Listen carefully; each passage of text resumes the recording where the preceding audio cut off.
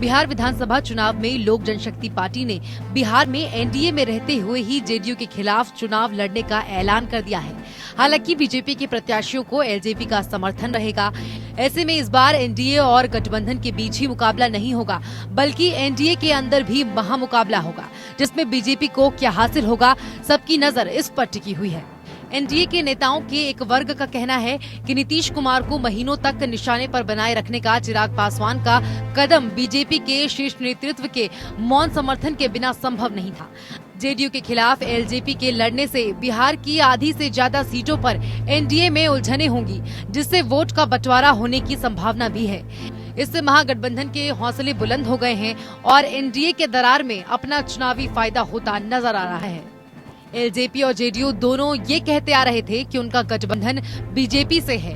BJP ने प्रत्यक्ष रूप से यही कोशिश की कि एलजेपी एनडीए में बने रहे, लेकिन बात नहीं बन सकी। राजनीति के जानकारों का कहना है कि बिहार में एनडीए में जो कुछ हो रहा है वो चुनाव के लिए नहीं, बल्कि चुनाव के बाद की सियासी पटकथा लिखी जा रही है।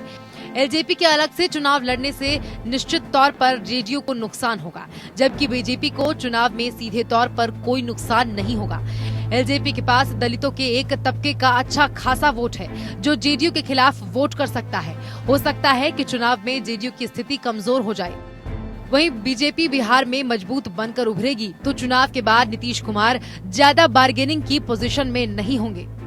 बिहार में दलित समुदाय की आबादी तो करीब 17% है, लेकिन दुसाध जाति का वोट करीब 5% है, जो एलजेपी का कोर वोट बैंक माना जाता है। ऐसे में एलजेपी के एनडीए से अलग होने से जेडीयू को चुनाव में करीब 5% वोट का नुकसान सीधे तौर पर उठाना पड़ सकता है। वहीं बीजेपी की सीटों पर एलजेपी और जेडीयू दोनों का सहयोग रहेगा, जिससे निजी तौर पर बीजेपी को ही फायदा मिल सकता है। ऐसे में इस बार का चुनावी मुकाबला काफी दिलचस्प होता जा रहा है और अब देखना है कि जेडीयू के खिलाफ एलजेपी मैदान में उतरकर क्या सियासी गुल खिलाती है। Bureau report.